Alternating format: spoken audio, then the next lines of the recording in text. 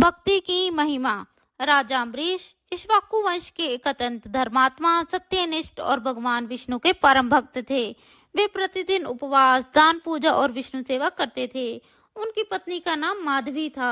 अम्बरीश जी की सबसे बड़ी विशेषता थी उनकी नवधा भक्ति।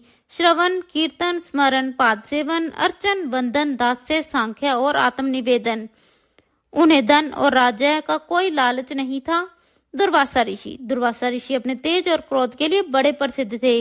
वे महर्षि अत्रि और अनसुया के पुत्र थे। उन्हें ब्रह्मचारी, तपस्वी और सिद्ध जोगी माना जाता था। दुर्वासा ऋषि और राजा अम्बरीश से जुड़ा एक मुख्य प्रसंग।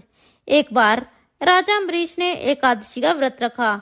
नियमानुसार द्वादशी के दिन व्रत का पारण करना था कि ठीक उसी समय दुर्वासा ऋषि वहां आ पहुंचे।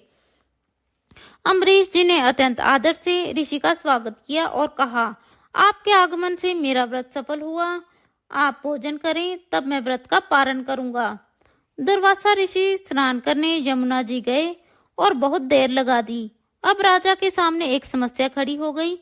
यदि वे ऋषि के बिना पारण करते तो अतिथि का अपमान होता, और यदि समय निकल जाता तो व्रत का नियम टूट जाता। वैष्णवों ने राजा को सलाह दी, आप केवल जल ग्रहण कर लीजिए, क्योंकि जल ग्रहण करना भोजन भी है और ना भी। नियम अनुसार राजा ने तुलसी जल ग्रहण किया। जब दुर्वासा ऋषि लौटे और जाना कि राजा ने उनके बिना जल पी लिया, तो वे अत्यंत क्रोधित हो उठे।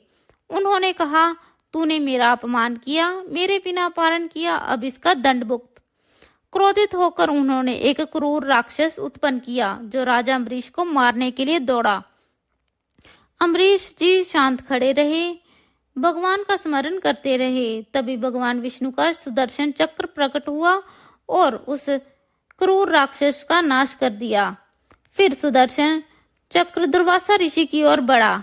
डर के मारे दुर्वासा ऋषि तीनों लोकों में भागे। ब्रह्मा जी के पास गए, शिव जी के पास गए और अंत में विष्णु जी के पास गए, पर फिर भी सुदर्शन चक्र शांत नहीं हुआ। फिर सबने कहा, हे ऋषि, यह चक्र अम्बरीश की भक्ति के कारण चला है, हम भी इसे नहीं रोक सकते।